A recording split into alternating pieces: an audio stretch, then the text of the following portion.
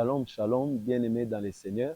Merci, Nabino Nyonso Bozwi, Libaku, Yakolanda Biso, Bisika Nyonso Bozali, Nzambe a Pambola Bino, Seigneur Jésus-Christ, Amon Nabino et Sika Bozali.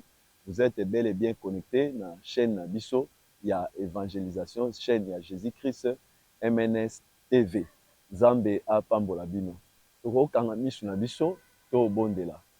Père, dans le nom de Jésus-Christ, je recommande mutu nyonso o azwi libaku ya kolanda message oyo na recommandé na maboko na yo molimo na nzambe yo nde zwa contrôle pe direction ya moment oyo tolingi ko partager message oyo elongo na kombo na Yesu Kristo na ke ko soumettre corps âme esprit pensée nyonso ya moko na moko captive à l'obéissance du Christ molimo na nzambe yo nde lobela moko na moko yo nde visiter biso na kombo na Yesu Kristo j'ai ainsi prié amen. Que Dieu vous bénisse. Bien-aimés dans le Seigneur, le lonaye et longo to partager grand thème oyo et comme ma biso na prière, je l'ai intitulé Qui nous attire ces malheurs. Qui nous attire ces malheurs est attiré dans le livre il y a Jonas chapitre 3, tozui du 3e jusqu'au 8e verset et to sauter tozozwa du 11e jusqu'au 12e verset. Et si vous allez rapidement fongoli Bible na yo na Jonas chapitre 3, Jonas plutôt chapitre 1, tobandi na 3e verset jusqu'au 8e verset, to sauter puis tozui de 11 à 12. La Bible déclare: Et Jonas s'éleva pour s'enfuir à Tarsis, loin de la face de l'Éternel. Il descendit à Jaffo et il trouva un navire qui allait à Tarsis. Il paya le prix du transport et s'embarqua pour aller avec les passagers à Tarsis, loin de la face de l'Éternel. Mais l'Éternel fit souffler sur la mer un vent impétueux et il s'éleva sur la mer une grande tempête. Les navires menaçaient de faire naufrage. Les mariniers eurent peur, ils implorèrent chacun leur Dieu et ils jetèrent dans la mer les objets qui étaient sur les navires afin de les rendre plus légers. Jonas descendit au fond du navire, se coucha et s'endormit profondément. Le pilote s'approcha de lui et lui dit: Pourquoi dors-tu? Lève-toi, invoque ton Dieu. Peut-être voudra-t-il penser à nous et nous ne périrons pas. Et ils se dirent l'un à l'autre: Venez et tirons au sort pour savoir qui nous attire ces malheurs. Ils tirèrent au sort et le sort tomba sur Jonas. Le verset 8. Alors ils lui dirent: Dis-nous qui nous attire ces malheurs. Quelles sont tes affaires et d'où viens-tu? Quel est ton pays et de quel peuple es-tu? Versets 11 à 12, je lis rapidement. Ils lui dirent: Que te ferons-nous pour que la mer se calme envers nous? Car la mer était de plus en plus orageuse. Verset 12 enfin, il leur répondit: Prenez-moi et jetez-moi dans la mer, et la mer se calmera envers vous, car je sais que c'est moi qui attire sur vous cette grande tempête. Parole du Seigneur. Amen. Bien-aimé, Bible ezobeta lisolo ya navire o ezokende na mboka Tarsis. Pe na kati ya navire oyo tozomona deux catégories ya bato. Première catégorie ya bato tozomona ba passager. Pe na deuxième catégorie ya bato o bazalaki na kati ya navire oyo tozomona ba marinier. Ba marinier ezali bato o basalaka na kati ya navire. Donc na kati ya ba passager, la plupart les sous ya ba passager mususu bazalaki ba commerçants. Et puis de l'autre côté na oti koloba c'était des mariniers. Or ba marinier to pe bato basalaka na kati ya navire. Bazalaki une expérience par rapport ya musana na bango ya navigation na kati ya mai. Bazalaki une expérience na yango ndenge nini makambo etambolaka. Mais même aussi ba passagers parmi lesquels tozo lobela ba commerçants et aussi bazalaki na momesano na bango ya kosombaka mwa marchandise na bango bazosala ba navette na bango va et vient mpona kokende koteka basombi koto bake koto bateki basombi koto bake koto bateki comme tous les autres commerçants. Objectif ezalaka moko na kati ya bénéfice oyo bakoki kozwa pour ke basunga mabota na bango. mais même aussi côté ya ba marinier bango lokola eza musala na bango ko naviguer na kati ya mai bango pe na kati ya musala oyo nayebi te bambula boni basalaki mais objectif pe ezalaki moko basunga mabota na bango na o bazo gagner à travers musala oyo et en dehors ya o ezali bénéfice to pe gain o bato o bazali ko poursuivre mais ba marinier na kati ya musala o bazo sala ya mai ils avaient aussi l'expérience entre autres mai ezalaka na ba réalité belé bato o basali misala ya mai bayebi mais na kati ya ba réalité positive tout comme ba réalité négative ces mariniers ils avaient l'expérience comment maîtriser les réalités positives donc en bref ce n'était pas la première fois basala mobembo o na nzela ya mai mais Bible elobi ete à peine bapusani kaka boye na kati ya mobembo na bango o bamesana kosala ntango nyonso bakozala surpris na mbonge Bible elobi ete une grande tempête ekosouffle na kati ya navire o bazalaki or le marinier tellement que ezalaki mbala liboso te bapassager mpe eza mbala liboso te basala mobembo na nzela oyo ya mai tous bazalaki na tendance ya konormaliser situation c'est-à-dire que bon eza likambo ya liboso te d'habitude soki tovoyage nzela na période oyo mbula ebetaka na période oyo des fois bambonge ezalaka bref tous bazalaki na attitude ya konormaliser likambo malgré mbonge mais balobaki comme d'habitude ekoleka na yango qu'est-ce que je veux dire par là bien aimé toutes sortes de problèmes ezali ya konormaliser te naloba yango nyonso oyo nyonso ekomelaka biso oui il y a des situations, il y a des réalités, il y a des phénomènes où ezali normal, où ça peut arriver. Mais le diable a kotisa yo na distraction. Tout ce qui nous arrive dans la vie ne sont pas toujours normales. Il y a des situations où ekoki kozala normal, il y a aussi des situations où ekoki kozala anormal. Regarde bien ta vie. Depuis un certain moment, au koti na ndako ya libala, tu te retrouves que ozozwa bazemi ezosopana. Jusqu'à ce qu'on perde déjà 4e zemi ozo landangai. Ozo zwarana yo bazemi bien. Mais jusqu'à ce qu'on perde déjà 4e zemi. Au point même que ozo réaliser kaka que o munganga lobaki na yo par rapport à ba théorie à médecine par rapport à ba soins médicaux ozo landa. Toi tu trouves ça normal. Or en réalité kobungisa 4 zemi ezali normalité. Toutes les situations qui nous arrivent, elles n'ont toujours pas, il y a qu'on normaliser. Il y a des problèmes, il y a des situations où, et comme l'Arabie, c'est la normale. Mais après, la makamususu, oyo, ezali normalité. Nazolo be la motomoko zolandanga ikasinesika oyo.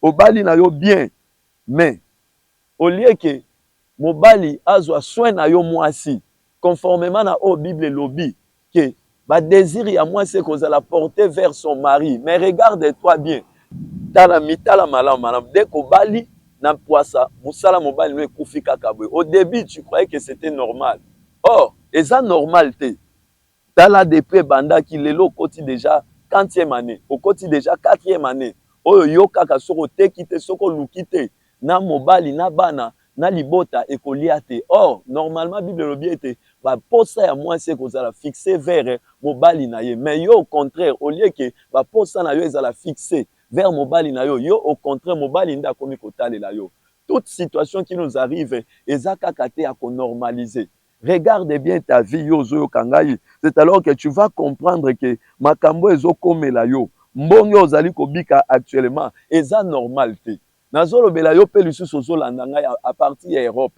Ça fait déjà presque 20 ans yango. Au début, tu croyais que c'était normal. Na bandi ba démarche nanga jusqu'à ce que na rozwa mukanda. Mais lelo mitala malam. Lelo 20 ans yango. Ozana na mukanda te. Ezali mbonge o eso soufflé plusieurs années na bomo inayo. Soko tali pemen, tu vas réaliser même ceux qui sont venus en Europe après toi.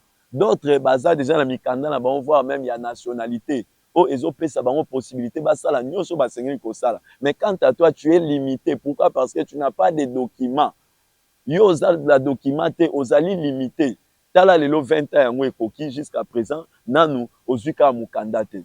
Pour te dire que situation nyonso ezo komela ngai na yo, ezali situation ya ko normaliser te.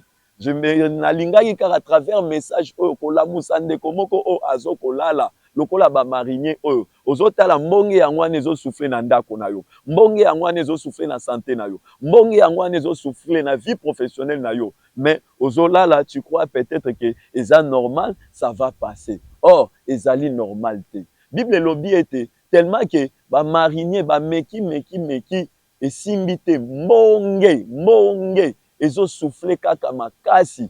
Ba marinier basaleli expérience na bango nyonso parce que ce n'était pas la première fois ndenge nalobaki na début ya kovoyager. Basaleli ba expérience na bango kaka Bible elobi bakei même plus loin. Babandi kobwaka quelques marchandises. Oh, nazoyoka pasi mpona ba commerçant oyo. Or, commerçant nyonso asomba marchandise na ye, non pas pour que etikala na nzela, non pas pour que périr, mais objectif ezalaka ke marchandise oyo ekende kotekama pe azwa quelque chose pour que a nourrir libota na ye. Mais pour ces commerçants, ce n'était pas le cas. Pourquoi? Parce que à cause ya mbonge, tellement que masuwa navire comme kozinda. Les mariniers n'avaient pas d'autre choix que bazwa babanda kobwaka certains des marchandises babwaka yango na mai. Nde sikoyo ba marinier oyo bakomaki na suka pona nini masuwa eza kozinda basali nyonso jusqu'à ce que bamoni non tokoki kokoba kaka boye te jusqu'à ce que na 7e verset ba marinier tellement que bazalaki arrivé bakomaki na suka ya oyo bakokaki kosala baréalize te soki tovandi kaka boye masuwa oyo ekozinda biso nyonso tokokufa awa. Ce que j'aime na ba marinier oyo sima ya kolala na distraction, sima ya kotatone par-ci par-là, balobi te, le moment est venu, dans 7e verset, nous devons tirer ces problèmes au sort, nous devons nous asseoir, nous devons, Bible il sait dire entre eux, tirons au sort pour connaître, pour savoir qui nous attire ces malheurs. Il y a un des grands thèmes na biso o ngai na yo tozo ko partager yo peut-être que oti ko se connecter sikoyo ozolanda message oyo. Notre grand thème oyo tozo partager na tongo oyo eza intitulé qui nous attire ces malheurs. C'est donc une phrase interrogative oyo ezo nécessiter une certaine réflexion pour que pour aboutir na réponse moko oyo eza normal. Quelle phrase au banani va prononcer en c'était des mariniers après avoir tâtonné par-ci par-là, après avoir cherché des solutions à gauche et à droite, mais la solution et aboutir dans l'autre côté. C'est alors que bah cause la décision que l'on a été to vendre na mesa, to tirer problème au sort pour comprendre, pour savoir qui nous attire ces malheurs. Bien aimé dans le Seigneur, né na hôtel koloba, ezali na temps oyo mutu alalaka. Eza pe na temps oyo mutu asengeli kolamuka na pongi to pe sommeil o azana yango. Na terme simple babengaka yango la prise de conscience.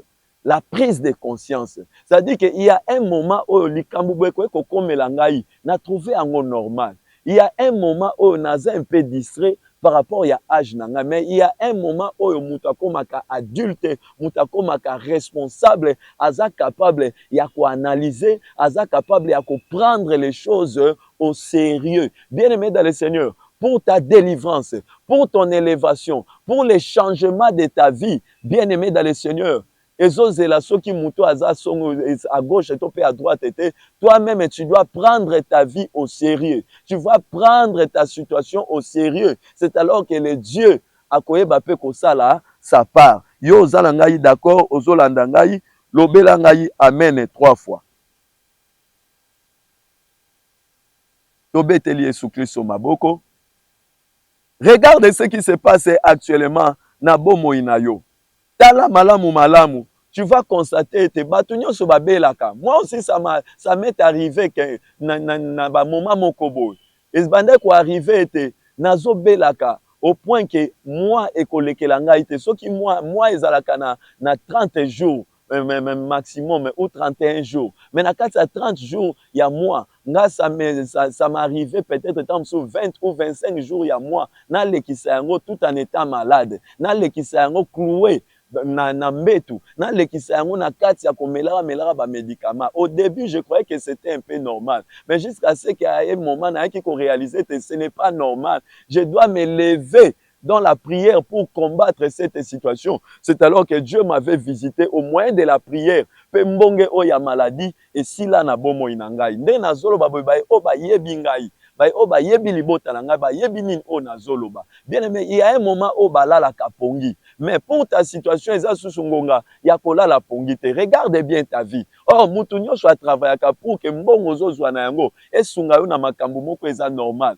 Mbongo zo gagner na musala wana. Ezali pour ko construire penda ku lobi olongwa locataire. Mbongo zo gagner na musala wana. Ezali pour que o investir pe na vie ya bana na yo à travers les études. Mbongo zo gagner.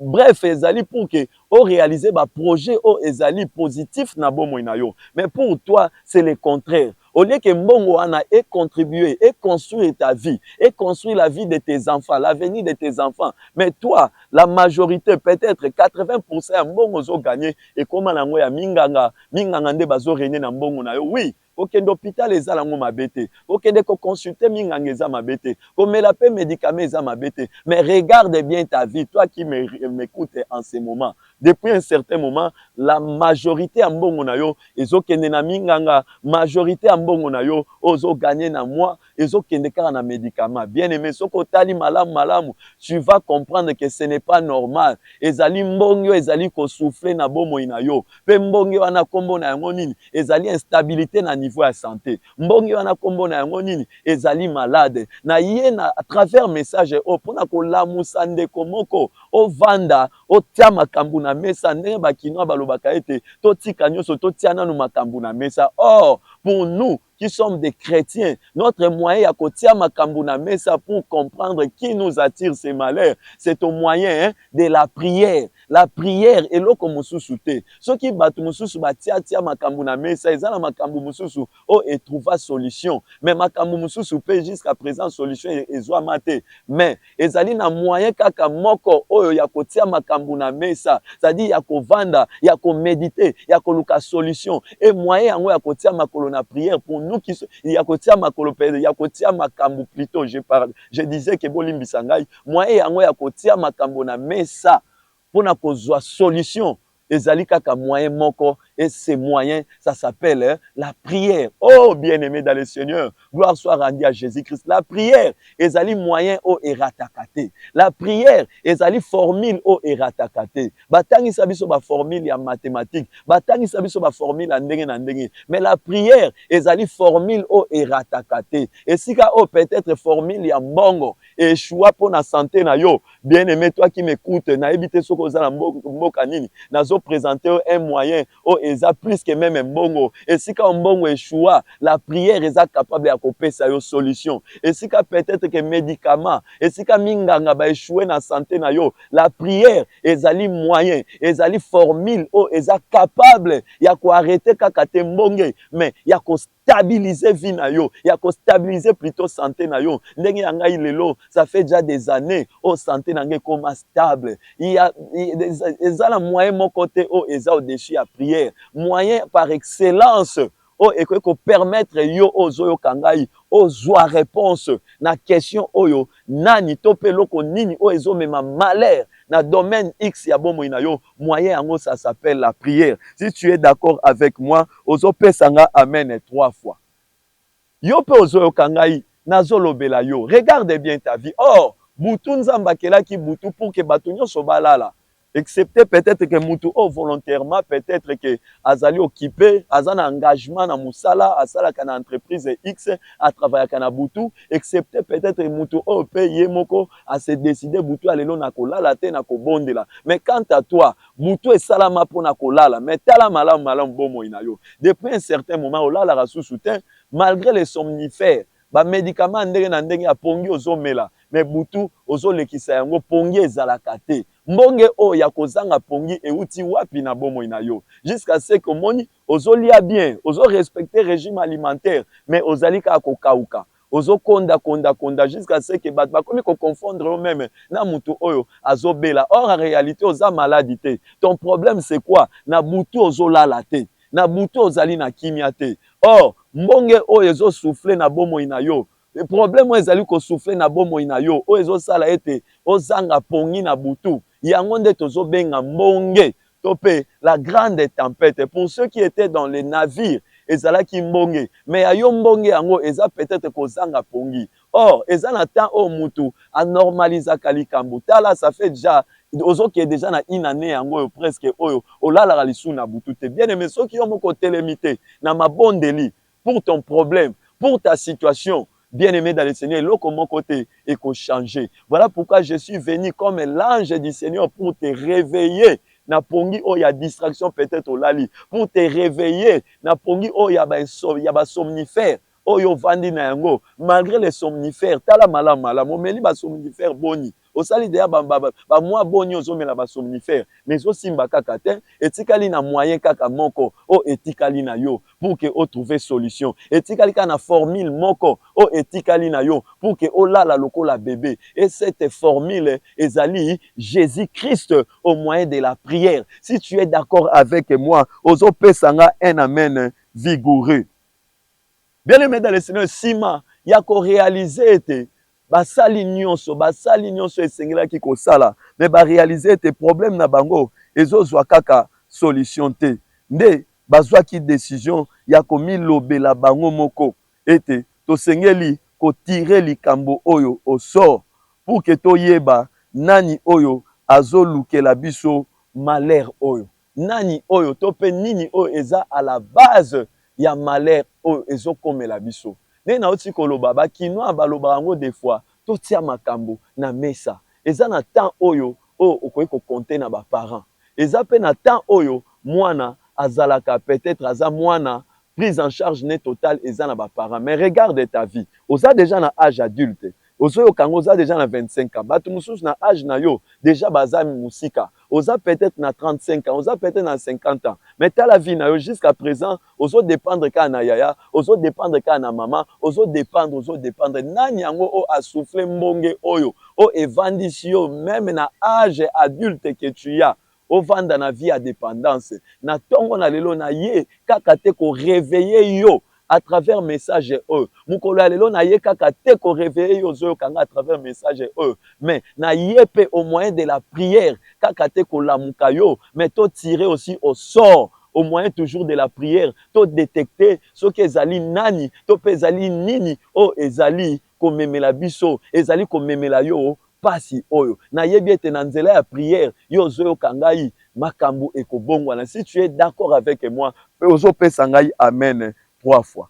Si ma kotia makambo na mesa ba tirer au sort, pe sort ekotombe na nani, Jonas ne mutu azalaki cause principale ya malheur na bango. Jonas ne mutu azalaki cause principale ya pasi na bango. Bien aimé yo zo kangai pendant que je parle. Si ma mbonge o ezokomela yo, ozana mikolo ya kotanga. Mobali déjà apesi yo déjà lettre ya divorce. Azotalela yo alobi dans une semaine faut tikanda kona epona nini depo kotaki na libala ozobota te. Or yo moko osouetaki yango te. Mais ezali situation ekomeli yo depo kotaki na libala ozobota te. Tala ndenge ozana lettre ya divorce mobali azotangelo mikolo dans une semaine alobi otikanda kuna ye. Nzoka sima ya problème oyo. Sima ya mbonge oyoyo ya divorce, sima ya mbonge oyo ya stérilité ezotungisa yo, ezali na Jonas moko o aza sima na yango, o azali à la base ya problème oyo ezokomela yo. Yo pe actuellement ozo kangai, tu travailles quelque part na administration publique,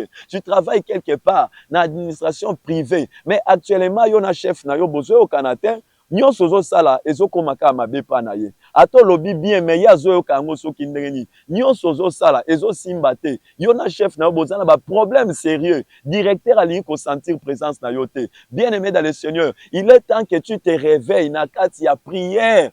Dans le début, on a qui est normal. Or, ce n'est pas normal. Parce que si tu regardes bien ton problème, si tu regardes bien ta marche, dans l'entreprise, dans la société, si comme ça, tu ne te reproches de rien. Mais malgré tu ne te reproches de rien, mais actuellement, il y a un chef, ils ont simbaté. Des sanctions sur sanctions, des problèmes sur problèmes. Na eko ebiso zo kangai, si ma mbonge oyo ya ba problème ezo souffler na musala na yo, il y a Jonas. Ezana Jonas o azasima ya problème ezo kolanda bitumbo ezo landa na musala. Yo pozo landa ngai ozali quelque part. Na yebi yote. Mais ozobika ba situation moko compliqué pourquoi parce que ozali cadre oza universitaire ozali pe cadre dans l'entreprise, mais malheureusement, ça fait déjà des années, au lieu que ozwa salaire, ezo concordé, na diplôme na yo à université, au lieu que ozwa salaire, ezo concordé na statut na yo na entreprise, ozwa salaire, eza na se. Na début obande ko trouver yango normal. Na ye ko ebisa yo ozo yo kangai, sima ya mbonge oyo, ya blocage, sima ya mbonge oyo, ya problème ya salaire, ezo landa yo. Ezali na Jonas moko aza na sima. Ezali na ndeko moko pozo yo kangai. Depuis un certain moment, moi okende lisusu musala ezali te. Or, esiko travaillaka, bafuta rabino par heure. Par heure, ba calculer ba temps nyonso, c'est alors que ba futa yo. Mais yo à cause ya maladie yango pe au parcourir déjà ba hôpitaux ndenge na ndenge. Ba pesi ba médicaments mais santé ezozwa kaka lobi côté. Depuis un certain moment yo ano vandi na ndako, ozo kende lisusu musala te. Or ba futa rabino par heure. Lokola yo zo futa ozo zoate, c'est-à-dire lokola yo zo kende te ça déjà manque à gagner pour na yo. Zo kande sima, il y a problème ya santé. Si ma instabilité o ya santé, si ma combat o ya santé, ezo tungisa yo, combat na santé, eza nango kaka mbonge. Mais si ma mbonge oyo, si ma malheur oyo, eza na Jonas moko aza à la base. Mais Jonas, ekoki kozala pe mutu, parce que tu te poses la question, parce que la Bible parle de Jonas. Or, Jonas est dans ta vie, ekoki kozala une personne, ekoki kozala mutu boy. Jonas est dans ta vie, ekoki kozala un esprit. Eza sima, un esprit, eza sima ya malheur, eza sima ya mbonge, eza sima ya ba combat ozo connaître actuellement la kati ya libala na yo. Mais Jonas, ekoki kozala lisusu une loi établie. Ozwaki décision obala, motala ki malamu te, nzoka na libota na bino, bakatela bino par rapport ya loi ya bokoko. Mutu akoki kobala te na libota, otala libota na bino malamu, tu vas réaliser te batu nyonso babotaka na bango, mais mutu abalaka te. Na libota mususu bala na yo, mais okende libala lokola mutu asombi billet ya aller-retour. Yango nde base ya combat na yo. Depuis obala nde mutu o créer problème ya bangomba, o créer problème na bambonge ezolanda yo. Mbonge yango ezobundisa libala na yo pour que o divorcer. Or, sima ya mbonge oyo ezali na Jonas. Et pour toi, Jonas yango, c'est peut-être une loi établie. Mais gloire soit rendue à Jésus-Christ, parce que la Bible déclare dans 1 Jean chapitre 3, le verset 8, la partie B, la Bible déclare que le Fils de Dieu a paru afin de détruire les œuvres des ténèbres. Na ebite soki ba œuvre likambo nini oyo, mbonge nini, mbonge souffle na bomo ina yo depuis moment boni, mais na tongo ya lelo, au moyen de la prière, quel que soit Jonas nyonso aza sima ya mbonge o ezotungisa yo, na yebi ete au moyen de la prière, Jonas azokweya. Jonas akweya, alinga te. Tant tozo bondela na yo ozolanda ngai pendant quelques minutes, na yebi ete Jonas wana azokweya. Et comme la kinga ipe na moment moko, nazalaki na ngai normal, mais dès que na bali mbonge ya maladie etelemeli ngai, moi na loba yango awa ezali te, mbonge ya maladie etelemeli ngai, na passé pendant na lekisi yango 7 mois na kati ya mbonge o. Au début je normalisais la situation, na meli bakisi ya ndenge na ndenge, ya baminganga moderne tout comme ya bokoko ne tolobaka. Mais jusqu'à ce que tant on a moni que problème ezo persister, solution ezate. C'est alors que je me suis levé na kati ya mabondeli, na kati ka mabondeli, nzambe wana a visité ngai pe mbonge et s'arrêta na bomo na ngai. Lelo nazolobela yo, ça fait déjà une année passée, problème wana mbonge wana instabilité na santé na ngai et si là. Je suis venu te dire, pour toi aussi, c'est possible. Que personne ne te décourage. Car la Bible déclare que personne ne te décourage, que personne se décourage plutôt, ne se décourage devant ces Philistins. Car moi, je me lèverai. Là, c'est David qui parle. Pendant que Israël mobimba bazala qui décourageait, tant bazotala taille ya Goliath, tant bazotala Goliath, lolenga zo se présentait, il na bango, c'était un grand guerrier, c'était un grand combattant. Azala qui costaud, ngambe. Batu nyonso bazalaki découragé, batu nyonso babandaki ko reculer, batu nyonso bazalaki ko banga, batu nyonso bazalaki abattu. Mais gloire soit rendue à Jésus pour les jeunes David, là où tout le monde est reculé, là où tout le monde était découragé, était abattu. David va se lever pour fortifier tout le monde en disant que personne ne se décourage à cause de ces Philistins, car moi, je vais m'élever. Bien-aimé, pour ta situation, tu dois t'élever avec moi dans la prière. Pour la délivrance de ta maison, pour la délivrance de ton mariage, pour le changement de ta vie professionnelle, tu dois t'élever avec moi dans la prière. Oh, gloire soit rendue à Jésus. J'aime ce que dit la Bible. David, pendant que Saoul aussi ne croyait pas à David, tandis que Saoul aussi, azotala que David aza mwana muke. C'est alors que David va dire un mot à Saoul. Oh, ezopesa ngai makasi. Alobi, pendant que je nabandai kolesa bampate ya tata na ngai na David, na Zamba plutôt, oursa yaki na pona ko ravir mpate moko na bomaki ours wana lion pe memema ndenge. C'est alors que David a kozwa liloba ya suka koloba ete de la même manière que le Dieu de mes pères m'a délivré des griffes des lions, il m'a délivré des pattes de l'ours, il me délivrera aussi, il me délivrera encore de ces Philistins. Bien-aimé dans le Seigneur, ceux qui l'ont meka que simba quitté, je suis venu te rassurer au moyen de la prière. Meka lisusu elongo na ngai pe quel que soit mbonge ekosila na bomo inayo. Ce qui peut-être que lobby au meka ki et simba quitté comme David tala lobby leki il y avait bambonge andenge na ndenge telemelaki mbonge yango peut-être ezalaki lion nzambe wana au moyen de la prière alongisaki o liboso ba griffe ya lion mbonge mususu telemelaki o mikoleleki ezalaki peut-être ours mais nzambe wana au moyen de la prière alongisaki o liboso ya mbonge wana tala obima vainqueur pour te dire que mbonge o peso souffler liboso na yo actuellement et ça peut-être les Philistins Goliath, mais je te rassure ce matin qu'il y a un Dieu qui est capable. Et si ka o mbongo échoué na bomo ina yo, et si ka o ba parents na yo biologique ba échoué, et si ka o mobali na yo tope mwasi na yo akoye ko sala le côté po na yo, et si ka o connaissance scientifique et incapable ya ko défendre yo, ya ko justifier yo, ya ko bundela yo pe olonga, il y a une personne et cette personne il s'appelle Jésus-Christ au moyen de la prière. Ngai na yo toko bondela pendant quelques minutes et quel que soit mbonge nyonso o esouffla na bomo inayo. Moi je crois à ces dieux. Ces dieux là alongi sanga na bambonge andenge na ndenge et parmi ces mbonge mingi ezala mingi ba problème ya santé. Ngai ye ozomona ngai en bonne santé et ces dieux là il est le même hier, aujourd'hui et éternellement. Quel que soit mbonge na mabonde liyo tozo sala, Dieu va te donner une révélation. Et si ka Jonas azalaki ya kobombana na se ya masuwa, na se ya navire, pour na bomo inayo, après la prière toko sala pendant quelques minutes, toi tu auras une révélation. Okoye ba Jonas eza nani na bomo inayo. Toi tu auras une révélation. Okoye ba Jonas eza esprit nini o eza sima problème na yo. Dieu te donnera une révélation. Oui, ko sala ete oyeba la loi établie. Oh, ezo souffler, ezo sala ete monge et souffler na bomo inayo. Si tu es d'accord avec moi, ozo pesanga amen 3 fois. Amen. Amen. Amen. Toza na tamingite, yo ozo landa ngai kuna kanga miso na yo. Laisse que cette révélation eza loko la clé oyo ekokende ko fongola la vie professionnelle ya ndeko o azali ko landa ngai.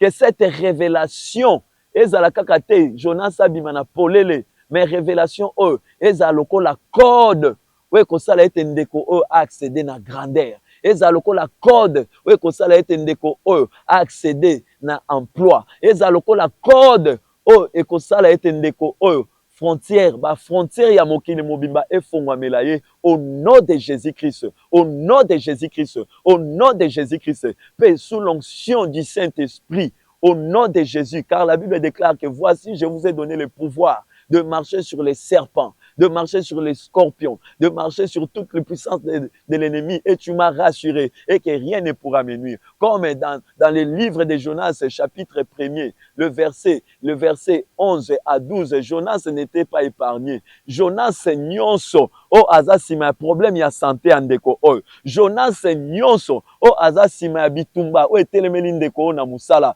Jonas oyo, oh aza la base que bazemi ya mwana mwasi oyo esopanaka depuis aza na libala nazo menacer yo au nom de Jésus-Christ nazo renverser yo. Jonas nyonso o apimeli ndeko o esengo. Jonas nyonso o apimeli ndeko o koseka. Depuis un certain moment à rendre makambu nyonso amer na libala na ye nyonso ekomi amer, na musala na ye nyonso ekomi amer, na banzela na ye nyonso ekomi bololo, na kompo na Yesu Kristo sous l'onction du Saint-Esprit nazo renverser Jonas nyonso o aza la base ya bololo na bomo ya ndeko azolanda ngai au nom de Jésus-Christ, au nom de Jésus-Christ, au nom de Jésus-Christ. Et comme la Bible déclare que lorsque on avait jeté Jonas dans l'eau, c'est alors que la tempête s'était calmée, tout était redevenu normal. Au nom de Jésus-Christ, je déclare dans la vie de la fille qui me dans la vie de la fille d'Abraham qui me regarde en ces lieux, dans la vie du fils d'Abraham qui me regarde en ces lieux,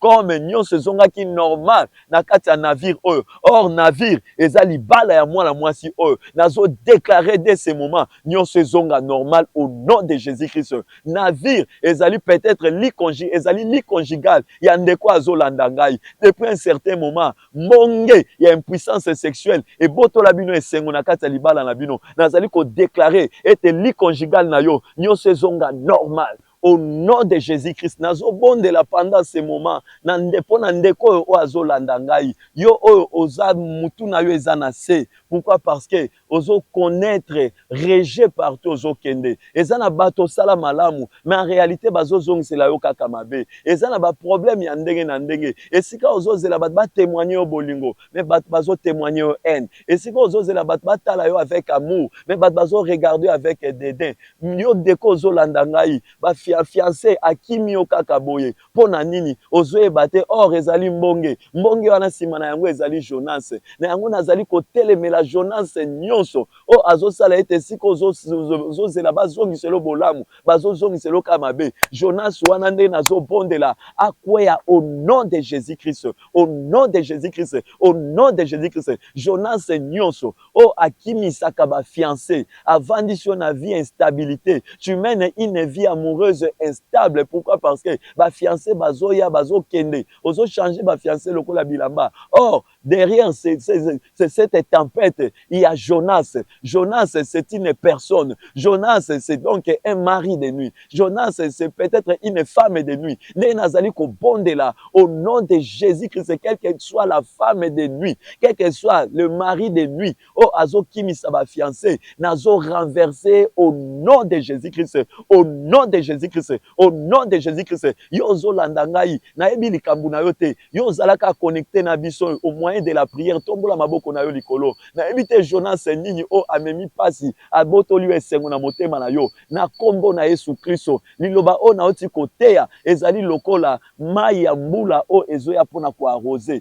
nyonso o ezalaki mabe nyonso o ekoma bololo na motema na yo nazali kokweisa yango soki ezali na Jonas o aza sima ya bololo o ezokomela yo na motema nazokweisa yo au nom de Jésus-Christ. Jonas nyonso o abotoli mwana mwasi o pongi Jonas nyonso o abotoli mwana mwasi o repona butu esalama pona bato balalaka me yo lalaka susu te na kombo na Yesu Kristo nazo renverser Jonas akweya au nom de Jésus-Christ. De la même manière Jonas azalaki épargné te Jonas nyonso o aza sima komba musala na yo akozala épargné te Jonas nyonso o aza sima ba problème ya santé na yo akozala épargné te Jonas nyonso o aza sima ya kolela na yo ya ba échec na yo nazo menacer ye nazo kweisa ye au nom de Jésus-Christ, au nom de Jésus-Christ, au nom de Jésus-Christ. Tango Jonas akweyaki na mai nyonso ezongaki normal nde nazo déclarer na bomo ya ndeko azolanda ngai nyonso ezonga normal nyonso ezonga normal au nom de Jésus-Christ nyonso ezonga normal nyonso ezonga normal au nom de Jésus-Christ. J'ai ainsi prié ozopesa nga amen 3 fois amen amen amen tobeteli Yesu Kristo maboko.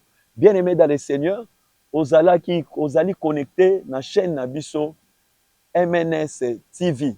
Donc, kozala égoïste te yo uti kolanda message oyo, kozala égoïste te yo uti kobondela na ngai na moma oyo, partager lien oyo na bandeko na yo, partager lien oyo na ba connaissance na yo, partager lien oyo par-ci par-là, pe o s'abonner lisusu na chaîne na biso oyo eza affiché wana sur l'écran. O s'abonner, bandeko ba s'abonner, bandeko ba s'abonner.